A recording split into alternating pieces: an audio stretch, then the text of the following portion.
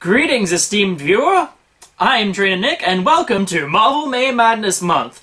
It is the month of May, and May happens to alliterate with Marvel. So, I'm going to do a whole month just to do with it, because I love it. Makes me happy. The very first thing that I've actually wanted to talk about for a very long time, but I've decided to wait till it was Marvel May Madness time, is this particular issue. Why people should shut up about Spider-Man being in the Avengers. Also Wolverine, because they talk about him too, just not as much. So first of all, everyone knows about the issue of the film rights belonging to Sony or Fox or whatever have you. And if you don't know about that issue, then you probably don't care enough, and if that's the case, why are you watching this? But even knowing these issues, people keep trying to find reasons why Spider-Man or Wolverine could turn up in the Avengers. Hey, why couldn't Marvel just borrow the character for a movie? Or like, what if they, just swap some characters? What about if they just had a passing, mention or something, like a cameo? Well, here's a simple reason that none of these things are possible. Money, my good man. The amount of money that Marvel Studios would have to spend to even borrow Spider-Man for a movie would be just under 4 craploads. And on the flip side, having Spider-Man in the Avengers isn't likely to get them much more money. I think it's a safe exaggeration to say that everyone who went to see The Amazing Spider-Man in 2012 also went to see the Avengers. And what that means is that putting Spider-Man into the Avengers would not have made them a single extra dollar. So now tell me, if you're going to spend just under 4 craploads to get one character to be in your movie. Okay, of course you are, because you're a nerd and you want to see Spider-Man in the Avengers. Well, pretend for a second that you're just a studio exec trying to make a profit. You know what you'd say if you looked at those kind of numbers? That kind of profit margin? You know what you'd do? You would simply laugh at every smelly nerd who told you that you should have Spider-Man in the Avengers. I mean, you'd probably do that anyway because they're smelly nerds, but now you'd actually have a good reason. Well, yeah, but what about just swapping the characters? Well, the thing is, Sony's not going to take any of Marvel's characters unless they can be positive that they're going to make at least as much money as Spider-Man would have. Which means we'd have the Avengers 2 without Iron Man, or without Cap, or without Thor. And while adding Spider-Man to the Avengers won't actually sell them any more tickets, losing Iron Man will definitely lose them tickets. Losing Cap, especially after the Winter Soldier, will lose them tickets. The unfortunate thing is, it simply isn't worth it to Marvel to try and get Spider-Man into their movies, and the same rules apply for Wolverine.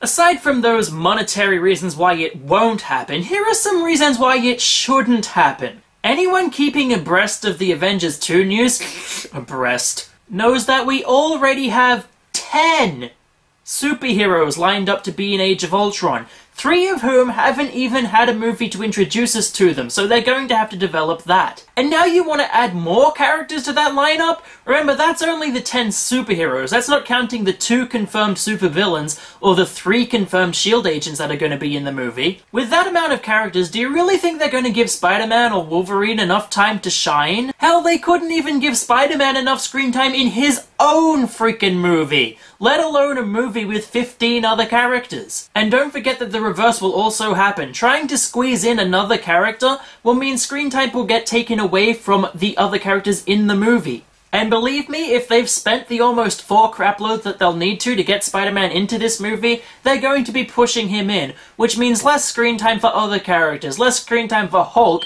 who's already got, less movies than the other people, less screen time for Thor, less screen time for everyone, less screen time even for Hawkeye, and he didn't have any in the Avengers. With how cluttered Age of Ultron already is going to be, there is no way they could satisfactorily put Spider-Man or Wolverine into the Avengers 2. Then we have the fact that Spider-Man and Wolverine simply are not team players. It's a really easy pun to make, but Wolverine is one of the most lone wolf characters in history. Which is ironic because Wolverines are not wolves in the slightest. And yes, I know that at the moment he's a member of like 50 different teams in the comics, but that doesn't mean he fits there.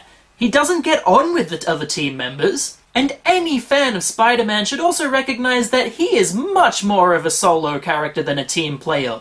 The main themes of Spider-Man, his guilt complexes, his great power comes great responsibility idea, the idea that he has to do all this because it's his responsibility, these are things that work in a solo film, not in a team film. And then you get the fact that Spidey's villains are some of the most personal villains in existence.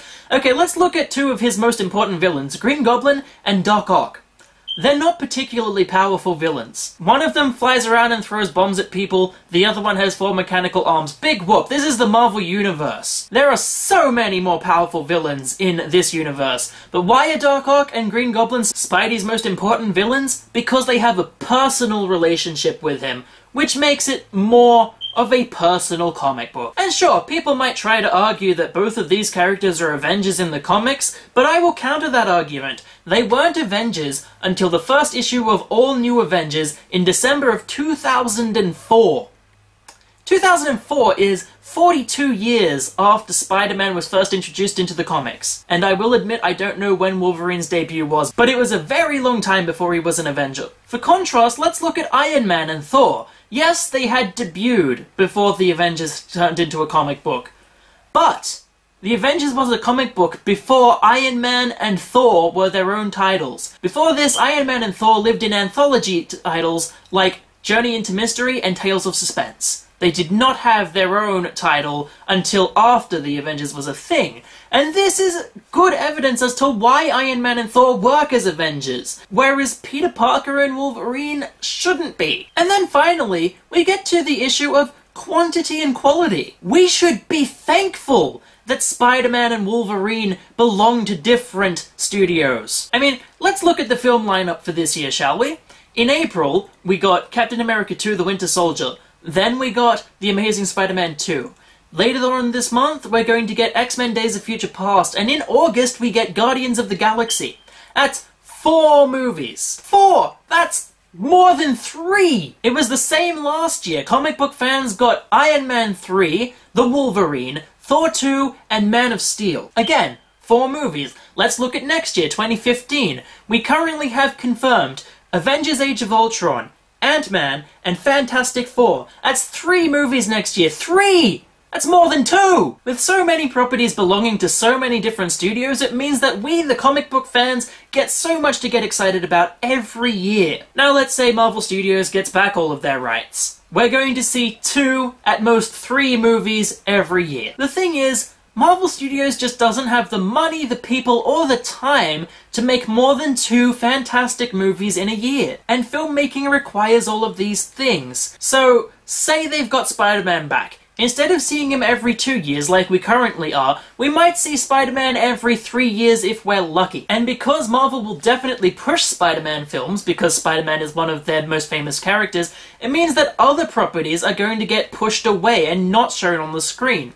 I was so excited when they announced that Guardians of the Galaxy was going to be a movie. So excited. And that sort of announcement might never have been made if Marvel had the rights to use Spider-Man and Wolverine. They'd be too busy making X-Men and Spider-Man movies. So really, as comic book fans, we should be excited that X-Men and Wolverine and Spider-Man and Fantastic Four all belong to different studios. It means we're going to get so many more things out of them. So I know people will probably argue with me because, like I said, people want to see these characters in the Avengers, but I think I've made a pretty good case of why they shouldn't be. I'm Trainer Nick, make sure you like, comment, subscribe, and all that YouTube stuff, and I'll see you guys next time on May Marvel Madness Month. Bye!